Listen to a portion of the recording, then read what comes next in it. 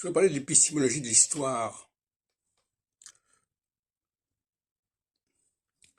Il ne faut pas s'imaginer qu'on reconstitue le passé à travers ce qui nous est parvenu. Je veux dire par là que ce qui nous est parvenu au sens premier du terme, c'est peu de choses par rapport à ce qui s'est passé. Et c'est ce qui fait tout le décalage entre le présent et le passé. Le passé est beaucoup plus pauvre que le présent. Et cela tient notamment au fait que l'on ne connaît pas encore bien les lois de l'histoire et qu'on ne les connaît que par les accessoires, par les dérives. Le jour où on connaîtra les lois de l'histoire, et à mon avis l'astrologie a vocation à cela, le décalage entre le passé et le présent sera beaucoup plus faible.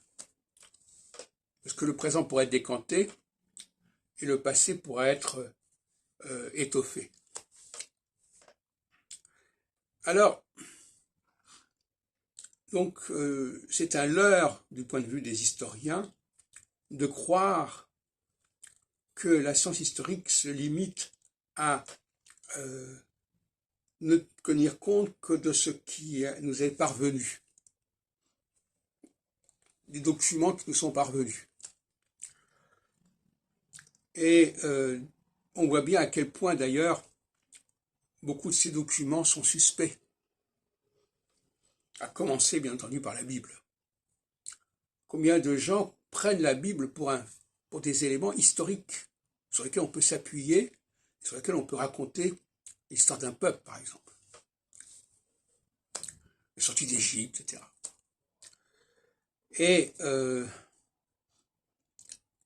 problème des historiens, plus exactement ceux qui sont aujourd'hui amenés à être historiens, c'est que ce sont de mauvais logiciens, de mauvais scientifiques, en fait, au sens de la science dure. C'est-à-dire que finalement, ils ne savent pas démontrer, ils ne savent pas raisonner.